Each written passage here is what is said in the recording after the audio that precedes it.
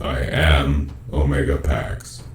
I am the last of the Cybertronian historians. This is the history of Transformers. Megatron is the founder of the Decepticon uprising, and their most well-known and feared leader. As a young, charismatic leader, forged in battle and the heritage of war, he began to believe in a grand purpose for his race. It is the Transformers' glorious destiny to rule an empire which will span the universe. The opposite of his mortal enemy, Optimus Prime. He feels great contempt for other Transformers, who, he feels, betrays their proud heritage by demanding peace and cooperation with weaker life forms. It is the destiny of the Decepticons to bring order to the universe through conquest. Though in the millions of years since coining this purpose, it remains to be seen how much of his mission statement is altruistic, and how much of it is mere words built to fuel warriors to further his desire for personal power. Megatron will attempt almost anything to achieve his goals, but his schemes are rarely in any way subtle. This is perhaps due to his arrogance, but his pride is not so strong to dissuade him from abandoning a battle he is losing. He often shows dramatic examples of cowardice concealed in rage. Although Megatron rarely wins his duels with Optimus, few can rival his ability to locate energy sources for the Decepticons. Some would question his sanity, though these few are mostly dead now by his hands, or his fusion cannon, depending on his mood. Before he was leader of the Decepticons, Megatron fought as a gladiator, deriving his name from that of Megatronus. During the Great War, Megatron killed Optimus Prime, and was transformed into Galvatron by the power of Unicron, though both of these were later reversed. Starscream constantly schemed to claim leadership from Megatron, though he never succeeded, coming to the dire realization that the war against the Decepticons had become a never-ending arms race.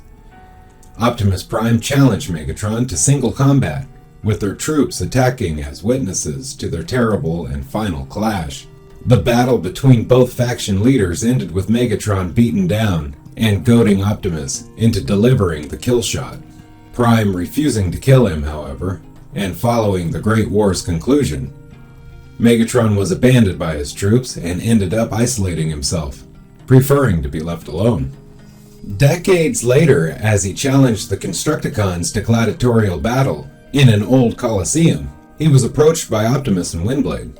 Megatron immediately attacked Optimus, eager to continue their long-standing battle, but Optimus and Windblade eventually convinced him of the threat that Starscream and the Enigma of Combination possessed.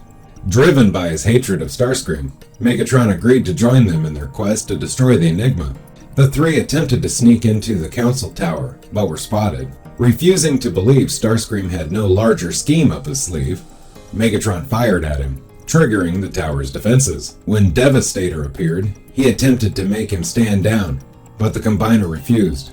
He and the others engaged Devastator, but were interrupted by Starscream's use of the Enigma to become a Super Combiner, which Megatron realized was his plan all along. He and the others proved no match for the rampaging Starscream, and were thrown from the tower, when Windblade suddenly called upon Metroplex to hold Starscream in place. Megatron and Optimus teamed up to deliver a fatal blow from Megatron's rifle mode, destroying Starscream. As the dust settled, Megatron recovered the Enigma and handed it to Windblade, before departing once more. As the people of Cybertron rebuilt after the Combiner Wars, Megatron silently watched Optimus from a distance.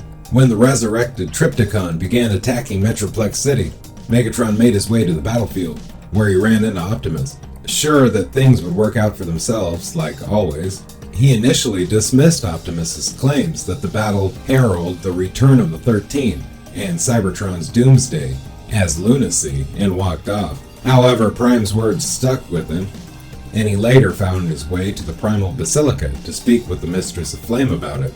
But he arrived to find her body badly beaten. The Mistress of Flame was only able to reveal Overlord as her attacker before finally succumbing to her wounds.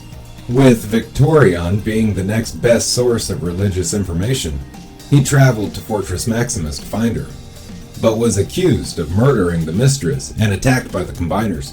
Thanks to Windblade's intervention, Megatron finally explained what had happened and asked Victorion if recent events were a sign of the end times. Victorion told him to seek answers from the one he worshipped, and he departed yet again. Megatron later turned back up in Metroplex City to watch Trypticon fight Fortress Maximus. After some persuasion from Optimus and Windblade, Megatron finally agreed to help them fight, though he insisted that Windblade now owed him, and that he was only doing so to find out who was really behind recent events. Ultimately, Trypticon was defeated by the power of the Matrix, but this was immediately followed by the return of Megatronus, the mastermind behind everything. Megatron launched into a speech, condemning Megatronus in an attempt to stall for time so Optimus and Maximus could attack, but this proved fruitless as Optimus was killed before Megatronus departed with the Matrix and the Enigma combination. In the aftermath, despite everyone else's distrust of him, Megatron asserted that they would all need to work together and asked the others to follow him, as he believed he knew where Megatronus was going. Splitting their group up, Megatron led Windblade, Perceptor, and Victorion to the Primal Swamp. Having read the Book of Second Prophecies, Megatron was certain that he would find the missing Requiem blaster there, though his companions were skeptical. The group found themselves surrounded by Dinobots, who were convinced Megatron was behind the recent threat of the apocalypse, despite Megatron's claims to the contrary. Grimlock attacked and sent him hurling away. Getting back on his feet, Megatron noticed something shining within the reeds and decided to investigate. He found a glowing dome and touched it, causing a door to appear. As the others arrived, he had told them to wait for him, and he entered the dome. The door closed behind him. Inside, he found the Requiem blaster, guarded by Optimus Primal. The two battled over the blaster, but when Megatron swore to give his life to save Cybertron, Primal recognized his resolve and relented. Megatron grabbed the gun and emerged from the dome, using it to force an enraged Predaking to stand down.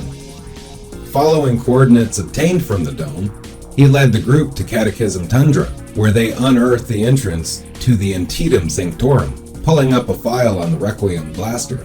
His search for information was interrupted as a vengeful overlord pinned him to the ground, eager to destroy the one being who had ever bested him. With help from Perceptor, Megatron escaped Overlord's clutches and went toe-to-toe and tank-to-tank with his foe, fighting both him and Rodimus Kron. Ultimately, Megatron was weakened by the battle, but before Overlord could finish him, Optimus Primal tossed him the Requiem blaster, and he fired it at his opponent, killing him. Discussing with Perceptor, he finally realized Megatronus' plans, as well as his goals, just as the former Prime appeared to knock him out and take the blaster for himself. With their time of reckoning imminent, Megatron suggested that they hurry to the Well of Sparks to stop Megatronus.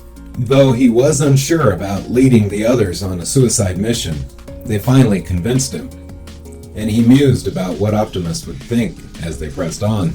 Despite nearly having their sparks drained while traversing the labyrinth of tunnels, he and the others reached the well in time to interrupt the resurrection process. Giving the others orders, he watched as Solus Prime began to return, explaining the circumstances to her and reaffirming his decision to save everyone. When Megatronus incapacitated the others and prepared to finish them, Megatron moved into his way, refusing to stand down. However, their battle was interrupted by the arrival of Rodimus Kron, now under Unicron's control.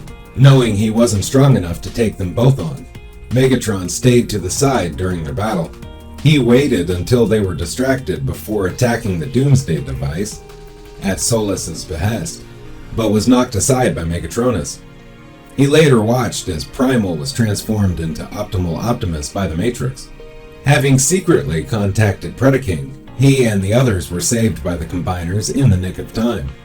He attempted to blast Solus with the Requiem blaster, but Megatronus intervened, only for Solus to kill him herself. Their victory was short-lived, however, as Unicron attempted to use the Matrix of Chaos to take control of Megatron and transform him back into Galvatron. Refusing to be controlled by anyone, Megatron decided to sacrifice himself for the good of the planet and his team. Optimal obliged and fired the Requiem blaster at Megatron and the Matrix of Chaos. leaving behind no trace of either one.